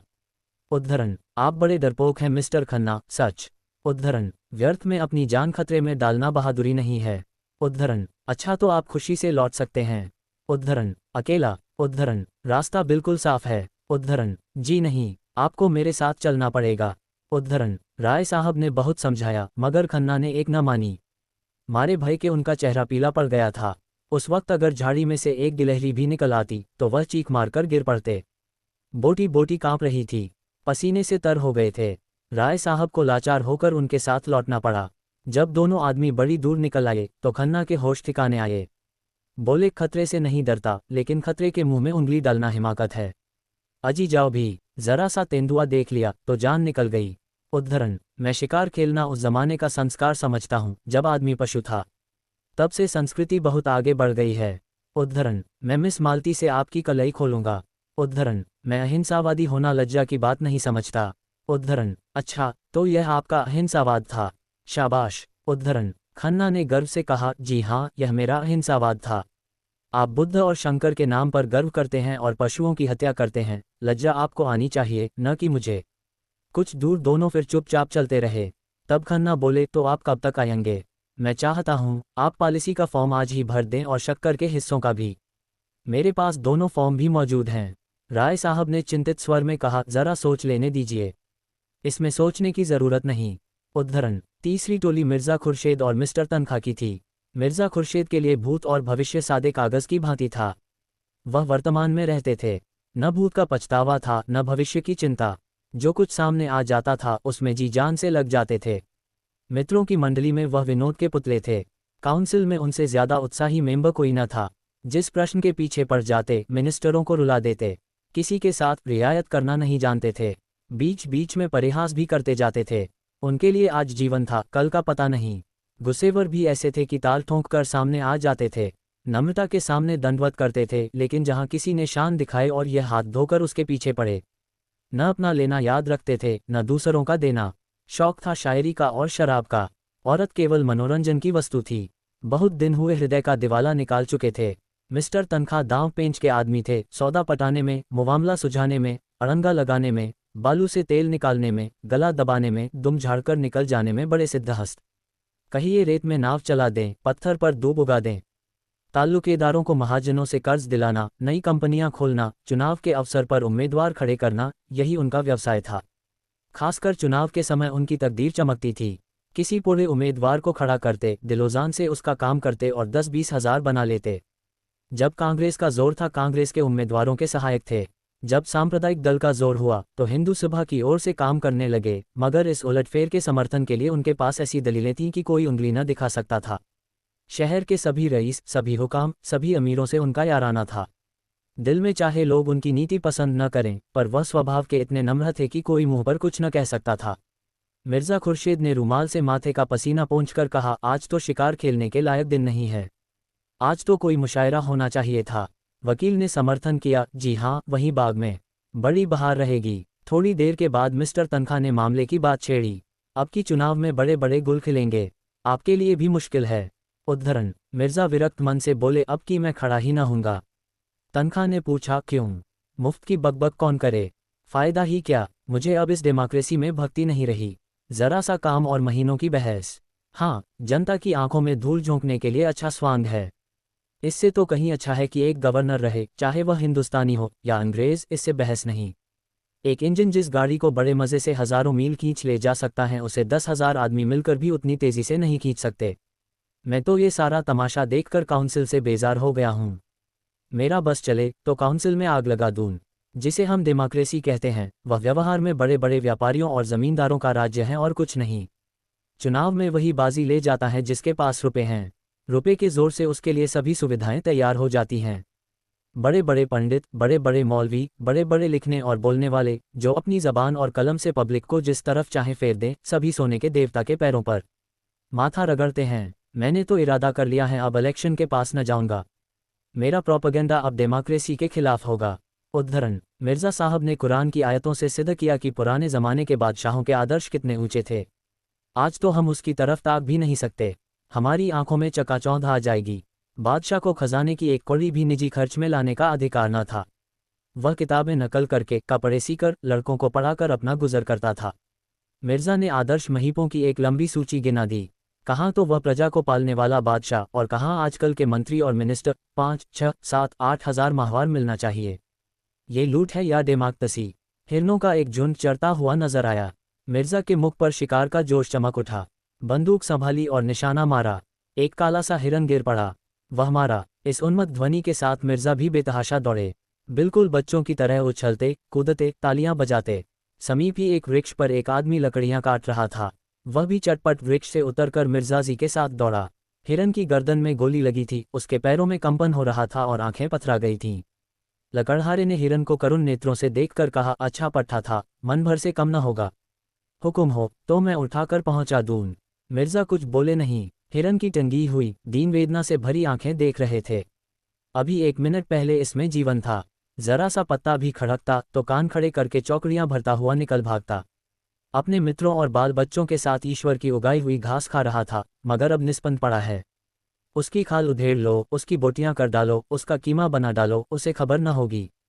उसके क्रीड़ा में, जीवन में जो आकर्षण था, जो आनंद था, वह क्या इस निर्जीव शव में है? कितनी सुंदर गठन थी, कितनी प्यारी आंखें, कितनी मनोहर छवि। उसकी छलांगें हृदय में आनंद की तरंगे पैदा कर देती थीं। उसकी चौकड़ियों के साथ हमारा मन भी चौकड़ियां भरने लगता था। उसकी स्फूर्ति जीवन सा बिखेरती चलती थी, जैसे फूल सुगंध बिखेरता है। लेकिन अब उसे देखकर ग्लानि होती है। लकड़हारे ने पूछा, कहाँ पहुंचाना होगा मालिक? मुझे भी 2-4 पैसे दे देना। मिर्जाजी जैसे ध्यान से चौंक पड़े। बोले, अच्छा उठा ले। कहाँ चलेगा? जहाँ हुक्म हो मालिक। उद्धरण: नहीं, जहाँ तेरी इच्छा हो वहाँ ले जा, मैं तुझे देता हूँ। लकड़हारे ने मिर्जा की ओर कुतूहल से देखा। कानों पर विश्वास न आया। अरे नहीं मालिक, हुजूर ने शिकार किया है तो हम कैसे खा लें? उद्धरण: नहीं नहीं, मैं खुशी से कहता हूँ, तुम इसे ले जाओ। तुम्हारा घर यहाँ से कितनी दूर है? उद्धरण: कोई आधा कोस होगा मालिक। उद्धरण: तो मैं भी तुम्हारे साथ चलूंगा, देखूंगा तुम्हारे बाल बच्चे कैसे खुश होते हैं।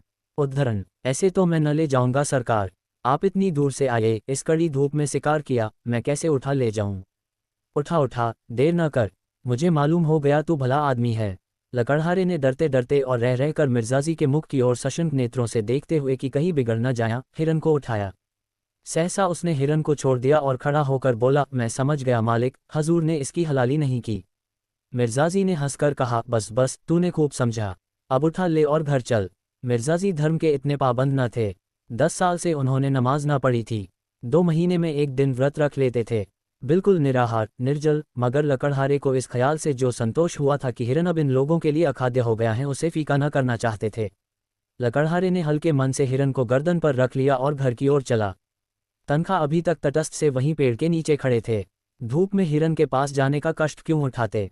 कुछ समझ में ना रहा था कि मुआमला क्या है, लेकिन जब लकड़हारे को उल्टी दिशा में जाते देखा तो आकर मिर्जा से बोले, आप उधर कहाँ जा रहे हैं हजरत? क्या रास्ता भूल गए? मिर्जा ने अपराधी भाव से मुस्करा कर कहा, मैंने शिकार इस गरीब आदमी को दे दिया, अब जरा इसके घर चल रहा हूँ, आप भी आइए ना। तनखा ने मिर्जा को कुतूहल की दृष्टि से देखा और बोले, आप अपने होश में हैं या नहीं? कह नहीं सकता, मुझे खुद नहीं मालूम। शिकार इसे क्यों दे दिया?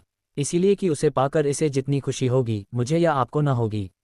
तनखा खिसियाकर बोले, जय, सोचा था खूब कबाब उड़ाएंगे, सो आपने सारा मज़ा किरकिरा कर दिया। खैर, राय साहब और मेहता कुछ न कुछ लाएंगे ही, कोई गम नहीं। मैं इस इलेक्शन के बारे में कुछ अर्ज़ करना चाहता हूँ। आप नहीं खड़ा होना चाहते न सही, आपकी जैसी मर्जी, लेकिन आपको इसमें क्या तामुल है कि जो लोग खड़े हो रहे हैं उनसे इसकी अच्छी कीमत वसूल की जाए। मैं आपसे सिर्फ इतना चाहता हूं कि आप किसी पर यह भेद न खुलने दें कि आप नहीं खड़े हो रहे हैं। सिर्फ इतनी मेहरबानी कीजिए मेरे साथ। ख्वाजा जमाल ताहिर इसी शहर से खड़े हो रहे हैं। रईसों के वोट 16 आने उनकी तरफ हैं ही, हुकाम भी उनके मददगार हैं। फिर भी पब्लिक पर आपका जो असर है इससे उनकी कोर दब रही है। आप चाहें तो आपको उनसे 10-20 हज़ार रुपये महज ये जाहिर कर देने के मिल सकते हैं कि आप उनकी खातिर बैठ जाते हैं। नहीं, मुझे अर्ज़ कर लेने दीजिए। इस मामले में आपको कुछ नहीं करना है। आप बेफिक्र बैठे रहिए, मैं आपकी तरफ से एक मैनिफेस्टो निकाल दूंगा और उसी शाम को आप मुझसे 10,000 नकद वसूल कर लीजिए। मिर्ज़ा साहब ने उनकी ओर हिकारत से देखकर कहा, मैं ऐसे रुपये पर और आप पर लानत भेजता हूँ। मिस्टर तनखा ने ज़रा भी बुरा नहीं माना, माथे पर बल तक न आने दिया। मुझ पर आप जितनी लानत चाहें भेजें, मगर रुपये पर लानत भेजकर आप अपना ही नुकसान कर रहे हैं। उद्धरण, मैं ऐसी रकम को हराम समझता हूँ। उद्धरण, आप शरीयत के इतने पाबंद तो नहीं हैं। उद्धरण, लूट की कमाई को हराम समझने के लिए शरा का पाबंद होने की ज़रूरत नहीं है। उद्धरण, तो इस मामले में क्या आप अपना फैसला तब्दील नहीं कर सकते? उद्धरण, जी नहीं। उद्धरण, अच्छी बात है, इसे जाने दीजिए। किसी बीमा कंपनी के डायरेक्टर बनने में तो आपको कोई एतराज़ नहीं है। आपको कंपनी का एक हिस्सा भी न खरीदना पड़ेगा, आप सिर्फ अपना नाम दे दीजिएगा। उद्धरण, जी नहीं, मुझे ये भी मंजूर नहीं है। मैं कई कंपनियों का डायरेक्टर, कई का मैनेजिंग एजेंट, कई का चेयरमैन था। दौलत मेरे पांव चूमती थी। मैं जानता हूँ दौलत से आराम और तकल्लुफ़ के कितने सामान जमा किए जा सकते हैं, मगर यह भी जानता हूँ कि दौलत इंसान को कितना खुद गर्ज बना देती है, कितना इश्क़पसंद, कितना मक्कार, कितना बेगैरत। उद्धरण, वकील साहब को फिर कोई प्रस्ताव करने का साहस न हुआ। मिर्ज़ाजी की बुद्धि और प्रभाव में उनका जो विश्वास था वह बहुत कम हो गया। उनके लिए धन ही सब कुछ था और ऐसे आदमी से जो लक्ष्मी को ठोकर मारता हो उनका कोई मेल न हो सकता था। लकड़हारा हिरन को कंधे पर रखे लपका चला जा रहा था। मिर्ज़ा ने भी कदम बढ़ाया, पर स्थूलकाय तनखा पीछे रह गए। उन्होंने पुकारा, ज़रा सुनिए मिर्ज़ाजी, आप तो भागे जा रहे हैं। मिर्ज़ाजी ने बिना रुके हुए जवाब दिया, वह गरीब बोझ लिए इतनी तेज़ी से चला जा रहा है, हम क्या अपना बदन लेकर भी उसके बराबर नहीं चल सकते।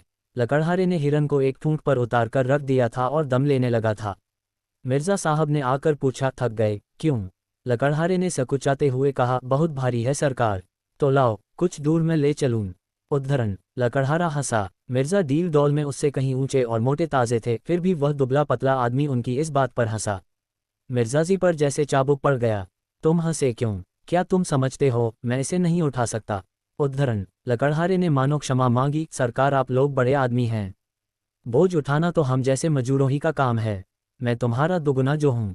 उद्धरण, इससे क्या होता है मालिक? उद्धरण, मिर्ज़ाजी का पुरुषत्व अपना और अपमान न सह सका। उन्होंने बढ़कर हिरन को गर्दन पर उठा लिया और चले, मगर मुश्किल से 50 कदम चले होंगे कि गर्दन फटने लगी, पाँव थरथराने लगे और आंखों में तितलियां उड़ने लगीं। कलेजा मजबूत किया और एक 20 कदम और चले। कमबख्त कहाँ रह गया, जैसे इस लाश में सीसा भर दिया गया हो। ज़रा मिस्टर तनखा की गर्दन पर रख दूं तो मज़ा आए।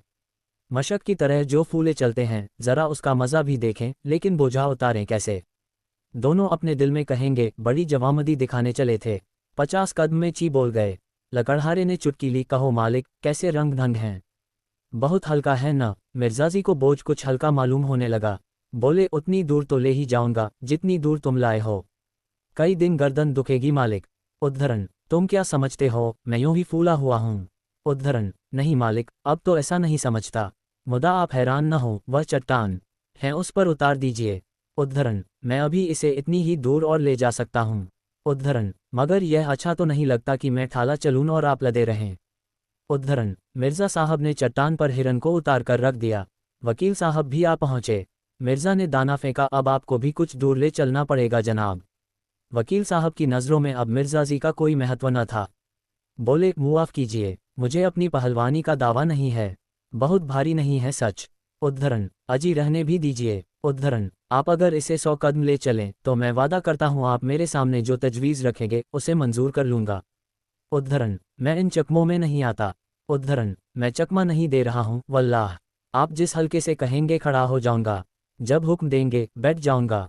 जिस कंपनी का डायरेक्टर, मेंबर, मुनीम, कन्वेसर, जो कुछ कहिएगा बन जाऊंगा। बस 100 कदम ले चलिए। मेरी तो ऐसे ही दोस्तों से निपटी हैं जो मौका पड़ने पर सब कुछ कर सकते हों। उद्धरण। तनखा का मन चुलबुला उठा। मिर्जा अपने कॉल के पक्के हैं, इसमें कोई संदेह न था। हिरन ऐसा क्या बहुत भारी होगा? आखिर मिर्जा इतनी दूर ले ही आए। बहुत ज्यादा थके तो नहीं जान पड़ते, अगर इनकार करते हैं तो सुनहरा अवसर हाथ से जाता है। आखिर ऐसा क्या कोई पहाड़ है? बहुत होगा, 4-5 पसेरी होगा। 2-4 दिन गर्दन ही तो दुखेगी। जेब में रुपए हों तो थोड़ी सी बीमारी सुख की वस्तु है। 100 कदम की रही। उद्धरण। हाँ, 100 कदम, मैं गिनता चलूंगा। उद्धरण। देखिए, निकल न जाएगा। उद्धरण। निकल जाने वाले पर लानत भेजता हूँ। उद्धरण। तनखा ने जूते का फीता फिर से बांधा, कोट उतारकर लकड़हारे को दिया, पतलून ऊपर चढ़ाया, रुमाल से मुंह पोंछा और इस तरह हिरन को देखा मानो ओखली में सिर देने जा रहे हों। फिर हिरन को उठाकर गर्दन पर रखने की चेष्टा की। 2-3 बार जोर लगाने पर लाश गर्दन पर तो आ गई, पर गर्दन न उठ सकी। कमर झुक गई, हाथ उठे और लाश को जमीन पर पटकने वाले थे कि मिर्जा ने उन्हें सहारा देकर आगे बढ़ाया। तनखा ने एक डग इस तरह उठाया जैसे दलदल में पांव रख रहे हों। मिर्जा ने बढ़ावा दिया, शाबाश मेरे शेर, वाह वाह। तनखा ने एक डग और रखा। मालूम हुआ गर्दन टूटी जाती है। मार लिया मैदान, जीते रहो पट्टे। तनखा 2 डग और बढ़े। आंखें निकली पड़ती थीं। बस एक बार और जोर मारो दोस्त। 100 कदम की शर्त गलत, 50 कदम की ही रही। उद्धरण। वकील साहब का बुरा हाल था। वह बेजान हिरन शेर की तरह उनको दबोचे हुए, उनका हृदय रक्त चूस रहा था। सारी शक्तियां जवाब दे चुकी थीं। केवल लोभ किसी लोहे की धरन की तरह छत को संभाले हुए था। 1 से 25,000 तक की गोटी थी, मगर अंत में वह शहतीर भी जवाब दे गई। लोभी की कमर भी टूट गई। आंखों के सामने अंधेरा छा गया। सिर में चक्कर आया और वह शिकार गर्दन पर लिए पथरीली जमीन पर गिर पड़े। मिर्जा ने तुरंत उन्हें उठाया और अपने रुमाल से हवा करते हुए उनकी पीठ ठोंकी। जोर तो यार तुमने खूब मारा, लेकिन तकदीर के खोटे हो। तनखा ने हाँफते हुए लंबी सांस खींचकर कहा, आपने तो आज मेरी जान ही ले ली थी। 2 मन से कम ना होगा ससुर। मिर्जा ने हंसते हुए कहा, लेकिन भाईजान मैं भी तो इतनी दूर उठाकर लाया ही था। वकील साहब ने खुशामद करनी शुरू की, मुझे तो आपकी फरमाइश पूरी करनी थी। आपको तमाशा देखना था, वह आपने देख लिया। अब आपको अपना वादा पूरा करना होगा। आपने मुआहदा कब पूरा किया? उद्धरण। कोशिश तो जान तोड़कर की। उद्धरण। इसकी सनद नहीं। उद्धरण। लकड़हारे ने फिर हिरन उठा लिया था और भागा चला जा रहा था। वह दिखा देना चाहता था कि तुम लोगों ने कांक कांक कर 10 कदम से उठा लिया तो यह न समझो कि पास हो गए। इस मैदान में मैं दुर्बल होने पर भी तुमसे आगे रहूंगा। हाँ, कागज तुम चाहे जितना काला करो और झूठे मुकदमे चाहे जितने बनाओ। एक नाला मिला जिसमें बहुत थोड़ा पानी था। नाले के उस पार टीले पर एक छोटा सा 5-6 घरों का पुरवा था और कई लड़के इमली के पेड़ के नीचे खेल रहे थे। लकड़हारे को देखते ही सबों ने दौड़कर उसका स्वागत किया और लगे पूछने, किसने मारा बापू? कैसे मारा, कहाँ मारा, कैसे गोली लगी, कहाँ लगी, इसी को क्यों लगी और हिरनों को क्यों न लगी? लकड़हारा हूँ हाँ करता इमली के नीचे पहुंचा और हिरन को उतार कर पास की झोपड़ी से दोनों महानुभावों के लिए खाट लेने दौड़ा। उसके चारों लड़कों और लड़कियों ने शिकार को अपने चार्ज में ले लिया और अन्य लड़कों को भगाने की चेष्टा करने लगे। सबसे छोटे बालक ने कहा, ये हमारा है। उसकी बड़ी बहन ने, जो 14-15 साल की थी, मेहमानों की ओर देखकर छोटे भाई को डांटा, चुप, नहीं सिपाही पकड़ ले जाएगा। मिर्जा ने लड़के को छेड़ा, तुम्हारा नहीं हमारा है। बालक ने हिरन पर बैठकर अपना कब्जा सिद्ध कर दिया और बोला, बापू तो लाए हैं। बहन ने सिखाया, कह दे भैया तुम्हारा है। इन बच्चों की माँ बकरी के लिए पत्तियां तोड़ रही थी। 2 नए भले आदमियों को देखकर उसने जरा सा घूंघट निकाल लिया और शर्माई कि उसकी साड़ी कितनी मैली, कितनी फटी, कितनी उटंगी है। वह इस वेश में मेहमानों के सामने कैसे जाए? और गए बिना काम नहीं चलता। पानी वानी देना है। अभी दोपहर होने में कुछ कसर थी, लेकिन मिर्जा साहब ने दोपहरी इसी गांव में काटने का निश्चय किया। गांव के आदमियों को जमा किया, शराब मंगवाई, शिकार पका, समीप के बाजार से घी और मैदा मंगाया और सारे गांव को भोज दिया। छोटे बड़े स्त्री पुरुष सबों ने दावत उड़ाई। मर्दों ने खूब शराब पी और मस्त होकर शाम तक गाते रहे। और मिर्जाजी बालकों के साथ बालक, शराबियों के साथ शराबी, बूढ़ों के साथ बूढ़े, जवानों के साथ जवान बने हुए थे। इतनी देर में सारे गांव से उनका इतना घनिष्ठ परिचय हो गया था, मानो यहीं के निवासी हों। लड़के तो उन पर लदे पड़ते थे। कोई उनकी फुन्नेदार टोपी सिर पर रखे लेता था, कोई उनकी राइफल कंधे पर रखकर करता हुआ चलता था, कोई उनकी कलाई की घड़ी खोलकर अपनी कलाई पर बांध लेता था। मिर्जा ने खुद खूब देशी शराब पी और झूम झूम कर जंगली आदमियों के साथ गाते रहे। जब ये लोग सूर्यास्त के समय यहाँ से विदा हुए तो गांव भर के नर नारी इन्हें बड़ी दूर तक पहुंचाने आए। कई तो रोते थे। ऐसा सौभाग्य उन गरीबों के जीवन में शायद पहली ही बार आया हो कि किसी शिकारी ने उनकी दावत की हो। जरूर यह कोई राजा है, नहीं तो इतना दरियाव दिल किसका होता है। इनके दर्शन फिर काहे को होंगे। कुछ दूर चलने के बाद मिर्जा ने पीछे फिरकर देखा और बोले, बेचारे कितने खुश थे। काश मेरी जिंदगी में ऐसे मौके रोज आते। आज का दिन बड़ा मुबारक था। तनखा ने बेरुखी के साथ कहा, आपके लिए मुबारक होगा, मेरे लिए तो मनहूस ही था। मतलब कि कोई बात ना हुई। दिन भर जंगलों और पहाड़ों की खाक छानने के बाद अपना समूह लिए लौट जाते हैं। मिर्जा ने निर्दयता से कहा, मुझे आपके साथ हमदर्दी नहीं है। दोनों आदमी जब बरगद के नीचे पहुंचे तो दोनों टोलियां लौट चुकी थीं। मेहता मुंह लटकाए हुए थे। मालती विमनसी अलग बैठी थी, जो नई बात थी।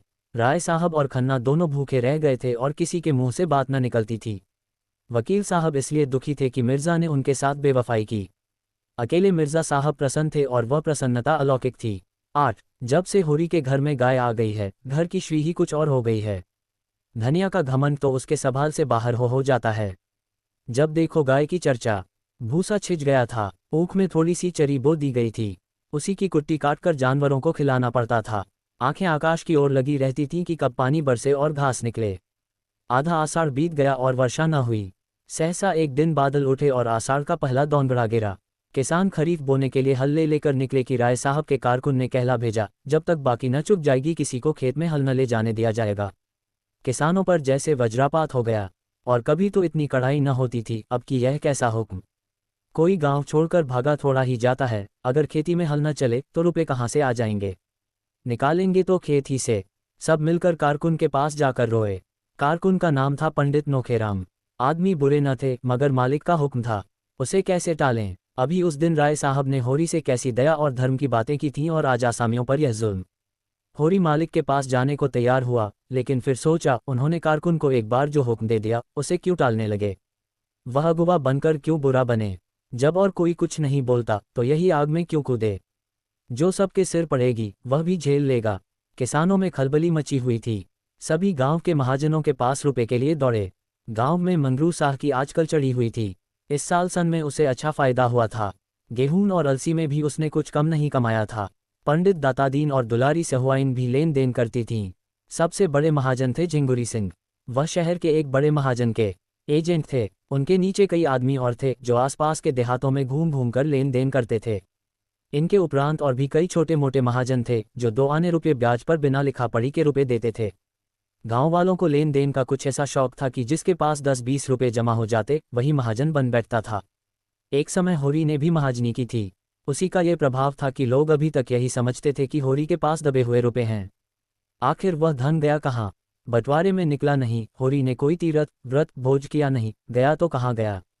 जूते जाने पर भी उनके घट्टे बने रहते हैं। किसी ने किसी देवता को सीधा किया, किसी ने किसी को। किसी ने आना रुपया ब्याज देना स्वीकार किया, किसी ने 2 आना।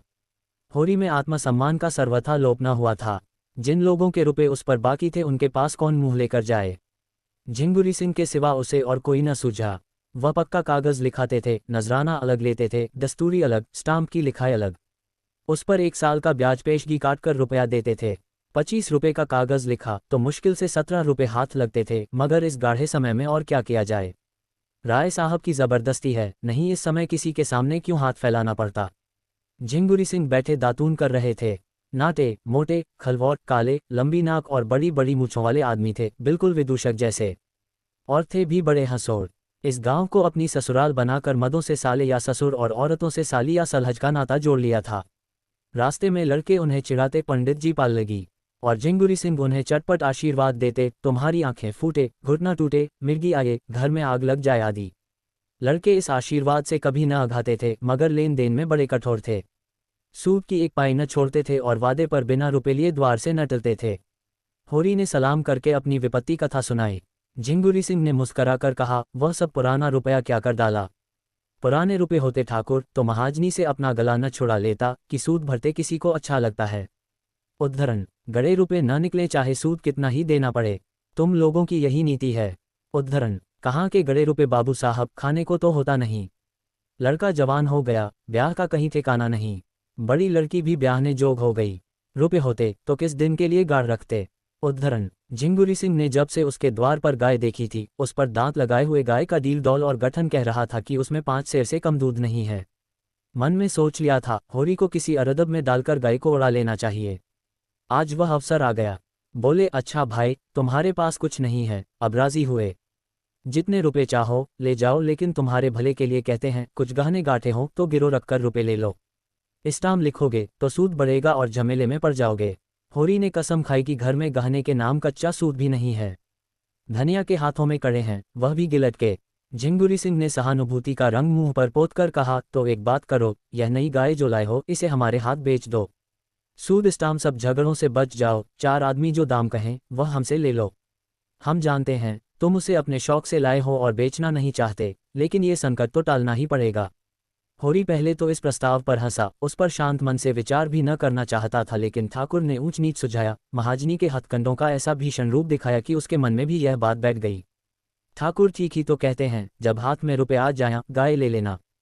30 रुपए का कागज लिखने पर कहीं 25 रुपए मिलेंगे और 3-4 साल तक न दिए गए तो पूरे 100 हो जाएंगे। पहले का अनुभव यही बता रहा था कि कर्ज वह मेहमान है जो एक बार आकर जाने का नाम नहीं लेता। बोला, मैं घर जाकर सबसे सलाह कर लूं तो बताऊं। सलाह नहीं करना है, उनसे कह देना है कि रुपए उधार लेने में अपनी बबार्दी के सिवा और कुछ नहीं। उद्धरण, मैं समझ रहा हूं ठाकुर, अभी आके जवाब देता हूं। उद्धरण, लेकिन घर आकर उसने ज्यों ही वह प्रस्ताव किया कि कोहराम मच गया। धनिया तो कम चिल्लाई, दोनों लड़कियों ने तो दुनिया सिर पर उठा ली। नहीं देते अपनी गाय, रुपए जहां से चाहो लाओ। सोना ने तो यहां तक कह डाला, इससे तो कहीं अच्छा है मुझे बेच डालो। गाय से कुछ बेसी ही मिल जाएगा। दोनों लड़कियां सचमुच गाय पर जान देती थीं। रूपा तो उसके गले से लिपट जाती थी और बिना उसे खिलाए और मुंह में न डालती थी। गाय कितने प्यार से उसका हाथ चाटती थी, कितनी स्नेह भरी आंखों से उसे देखती थी। उसका बछड़ा कितना सुंदर होगा। अभी से उसका नामकरण हो गया था मटरू। वह उसे अपने साथ लेकर सोएगी। इस गाय के पीछे दोनों बहनों में कई बार लड़ाइयां हो चुकी थीं। सोना कहती मुझे ज्यादा चाहती है, रूपा कहती मुझे। इसका निर्णय अभी तक न हो सका था और दोनों दावे कायम थे, मगर होरी ने आगा पीछा सुझाकर आखिर धनिया को किसी तरह राजी कर लिया। एक मित्र से गाय उधार लेकर बेच देना भी बहुत ही वैसी बात है, लेकिन विपत में तो आदमी का धर्म तक चला जाता है, ये कौन सी बड़ी बात है।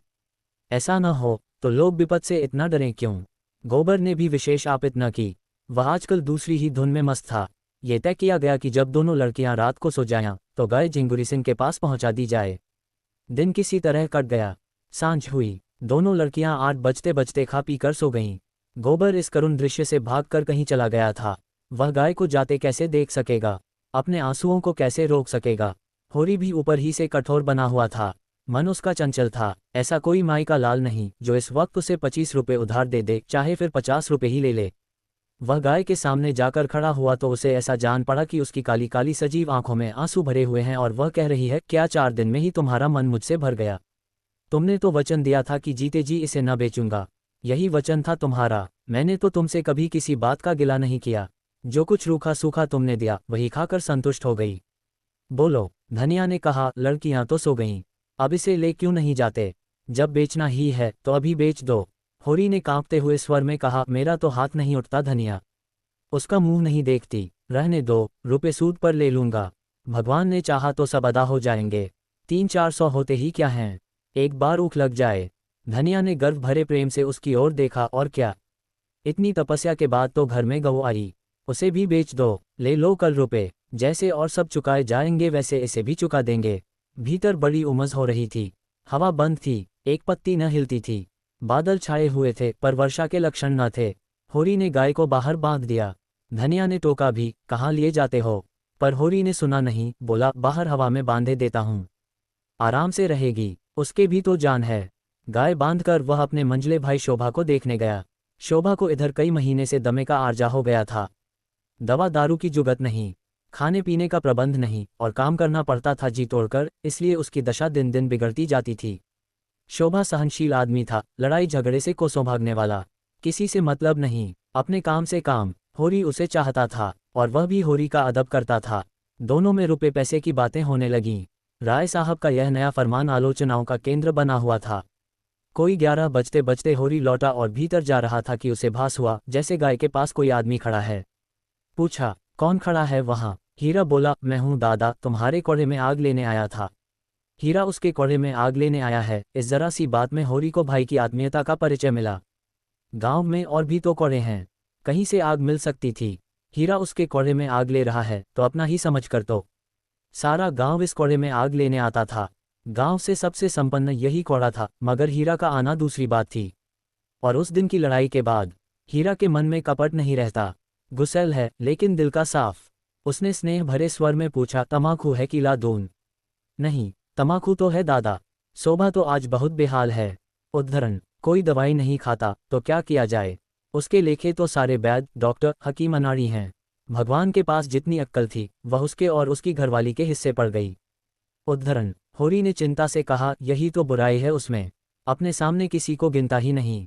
और चिढ़ने तो बीमारी में सभी हो जाते हैं। तुम्हें याद है कि नहीं, जब तुम्हें इफिंजा हो गया था तो दवाई उठाकर फेंक देते थे। मैं तुम्हारे दोनों हाथ पकड़ता था, तब तुम्हारी भाभी तुम्हारे मुंह में दवाई डालती थी। उस पर तुम उसे हजारों गालियां देते थे। हाँ दादा, भला वह बात भूल सकता हूँ। तुमने इतना न किया होता तो तुमसे लड़ने के लिए कैसे बचा रहता। होरी को ऐसा मालूम हुआ कि हीरा का स्वर भारी हो गया है। उसका गला भी भर आया। बेटा, लड़ाई झगड़ा तो जिंदगी का धर्म है। इससे जो अपने हैं वह पराये थोड़े ही हो जाते हैं। जब घर में 4 आदमी रहते हैं तभी तो लड़ाई झगड़े भी होते हैं। जिसके कोई है ही नहीं उसके कौन लड़ाई करेगा। उद्धरण, दोनों ने साथ चिलम पी। तब हीरा अपने घर गया। होरी अंदर भोजन करने चला। धनिया रोष से बोली, देखी अपने सपूत की लीला। इतनी रात हो गई और अभी उसे अपने सेल से छुट्टी नहीं मिली। मैं सब जानती हूँ, मुझको सारा पता मिल गया है। भोला कि वह रान और लड़की नहीं है, जुनिया उसी के फेर में पड़ा रहता है। होरी के कानों में भी इस बात की भनक पड़ी थी, पर उसे विश्वास न आया था। गोबर बेचारा इन बातों को क्या जाने। बोला, किसने कहा तुमसे? धनिया प्रचंड हो गई, तुमसे छिपी होगी और तो सभी जगह चर्चा चल रही है। ये भुग्गा, वह 72 घाट का पानी पिए हुए इसे उंगलियों पर नचा रही है और यह समझता है वह इस पर जान देती है। तुम उसे समझा दो, नहीं कोई ऐसी वैसी बात हो गई तो कहीं के न रहोगे। होरी का दिल उमंग पर था। चुहल की सूझी जुनिया देखने सुनने में तो बुरी नहीं है, उसी से कर ले सगाई। ऐसी सस्ती महरिया और कहाँ मिली जाती है। धनिया को यह चुहल तीर सा लगा, जुनिया इस घर में आए तो मुंह झुलस दून रानड़ का। गोबर की चहेती है तो उसे लेकर जहाँ चाहे रहे, और जो गोबर इसी घर में लाए तो ये दोनों लड़कियां किसके गले बांधोगे? फिर बिरादरी में तुम्हें कौन पूछेगा, कोई द्वार पर खड़ा तक तो होगा नहीं। उद्धरण, उसे इसकी क्या परवाह। उद्धरण, इस तरह नहीं छोड़ूंगी लाला को, मर मर के पाला है और जुनिया आकर राज करेगी। मुंह में आग लगा दूंगी रानड़ के। उद्धरण, सहसा गोबर आकर घबराई हुई आवाज में बोला, दादा, सुंदरिया को क्या हो गया? क्या काले नाग ने छू लिया? वह तो पड़ी तड़प रही है। होरी चौके में जा चुका था। थाली सामने छोड़कर बाहर निकल आया और बोला, क्या असगुन मुंह से निकालते हो? अभी तो मैं देखे आ रहा हूँ।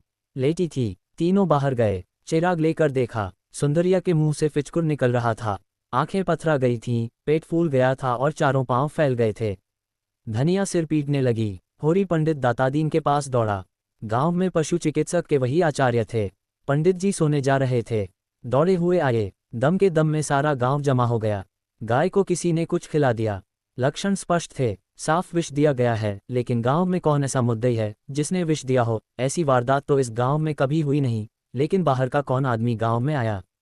होरी की किसी से दुश्मनी भी न थी कि उस पर संदेह किया जाए। हीरा से कुछ कहा सुनी हुई थी, मगर वह भाई भाई का झगड़ा था। सबसे ज्यादा दुखी तो हीरा ही था। धमकियां दे रहा था कि जिसने ये हत्यारों का काम किया है उसे पाए तो खून पी जाए। वह लाख गुस्सैल हो पर इतना नीच काम नहीं कर सकता। आधी रात तक जमघट रहा।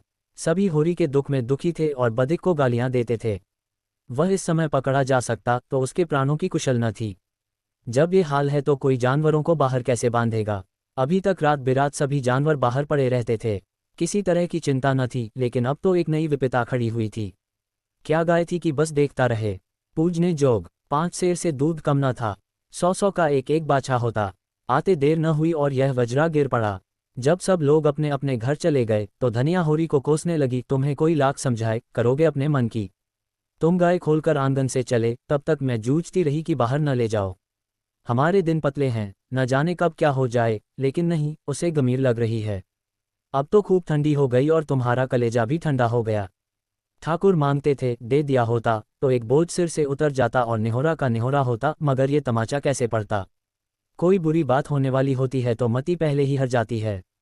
इतने दिन मज़े से घर में बंधती रही, न गमीर लगी न जुड़ी आई। इतनी जल्दी सबको पहचान गई थी कि मालूम ही न होता था कि बाहर से आई है। बच्चे उसके सींगों से खेलते रहते थे, सिर तक न हिलाती थी। जो कुछ नाद में डाल दो, चाट पोंछ कर साफ कर देती थी। लक्ष्मी थी, अभागों के घर क्या रहती। सोना और रूपा भी यह हलचल सुनकर जग गई थीं और बिलक बिलक कर रो रही थीं। उसकी सेवा का भार अधिकतर उन्हीं दोनों पर था। उनकी संगिनी हो गई थी। दोनों खाकर उठतीं तो एक एक टुकड़ा रोटी उसे अपने हाथों से खिलातीं। कैसा जीभ निकाल कर खा लेती थी, और जब तक उनके हाथ का कौर न पा लेती, खड़ी ताकती रहती। भाग्य फूट गए। सोना और गोबर और दोनों लड़कियां रो धोकर सो गई थीं। होरी भी लेटा। धनिया उसके सिरहाने पानी का लोटा रखने आई तो होरी ने धीरे से कहा, तेरे पेट में बात पचती नहीं, कुछ सुन पाएगी तो गांव भर में ढिंढोरा पीटती फिरेगी। धनिया ने आपत्ति की, भला सुनूं, मैंने कौन सी बात पीट दी कि यो नाम बदनाम कर दिया। अच्छा, तेरा संदेह किसी पर होता है? उद्धरण, मेरा संदेह तो किसी पर नहीं है। कोई बाहरी आदमी था। उद्धरण, किसी से कहेगी तो नहीं? उद्धरण, कहूंगी नहीं तो गांव वाले मुझे गहने कैसे गढ़वा देंगे? उद्धरण, अगर किसी से कहा तो मार ही डालूंगा। उद्धरण, मुझे मारकर सुखी न रहोगे। अब दूसरी महिला नहीं मिली जाती। जब तक हूं तुम्हारा घर संभाले हुए हूं। जिस दिन मर जाऊंगी सिर पर हाथ धरकर रोओगे। अभी मुझमें सारी बुराइयां ही बुराइयां हैं, तब आंखों से आंसू निकलेंगे। उद्धरण, मेरा संदेह हीरा पर होता है। उद्धरण, झूठ, बिल्कुल झूठ। हीरा इतना नीच नहीं है, वह मुंह का ही खराब है। उद्धरण, मैंने अपनी आंखों देखा। सच, तेरे सिर की सौंह। उद्धरण, तुमने अपनी आंखों देखा? कब? उद्धरण, वही, मैं शोभा को देख कर आया तो वह सुंदरिया की नांद के पास खड़ा था। मैंने पूछा कौन है, तो बोला, मैं हूँ हीरा, कोड़े में से आग लेने आया था। थोड़ी देर मुझसे बातें करता रहा, मुझे चिलम पिलाई, वह उधर गया, मैं भीतर आया और वही गोबर ने पुकार मचाई। मालूम होता है मैं गाय बांधकर शोभा के घर गया हूँ और इसने इधर आकर कुछ खिला दिया है। साइड फिर ये देखने आया था कि मरी या नहीं। धनिया ने लंबी सांस लेकर कहा, इस तरह के होते हैं भाई जिन्हें भाई का गला काटने में भी हिचक नहीं होती। उफ़्फ़ो, हीरा मन का इतना काला है। और दाढ़ी जार को मैंने पाल पोस कर बड़ा किया। अच्छा जा सो रह, मगर किसी से भूल कर भी जिक्र न करना। उद्धरण, कौन? सवेरा होते ही लाला को थाने न पहुंचाऊं तो अपने असल बाप की नहीं। ये हत्यारा भाई कहने जोग है, यही भाई का काम है। वह बैरी है, पक्का बैरी, और बैरी को मारने में पाप नहीं, छोड़ने में पाप है। उद्धरण, होरी ने धमकी दी, मैं कहे देता हूं धनिया, अनर्थ हो जाएगा। धनिया आवेश में बोली, अनर्थ नहीं, अनर्थ का बाप हो जाए। मैं बिना लाला को बड़े घर भिजवाए मानूंगी नहीं। 3 साल चक्की पिसवाऊंगी, 3 साल। वहां से छूटेंगे तो हत्या लगेगी। तीरथ करना पड़ेगा, भोज देना पड़ेगा। इस धोखे में न रहे लाला। और गवाही दिलाऊंगी तुमसे, बेटे के सिर पर हाथ रखकर। उसने भीतर जाकर किवाड़ बंद कर लिए और होरी बाहर अपने को कोसता पड़ा रहा। जब स्वयं उसके पेट में बात ना पची तो धनिया के पेट में क्या पचेगी। अब ये चुड़ैल मानने वाली नहीं, जिद पर आ जाती है तो किसी की सुनती ही नहीं। आज उसने अपने जीवन में सबसे बड़ी भूल की। चारों ओर नीरव अंधकार छाया हुआ था। दोनों बैलों के गले की घंटियां कभी कभी बज उठती थीं। 10 कदम पर मृतक गाय पड़ी हुई थी और होरी घोर पश्चाताप में करवटें बदल रहा था।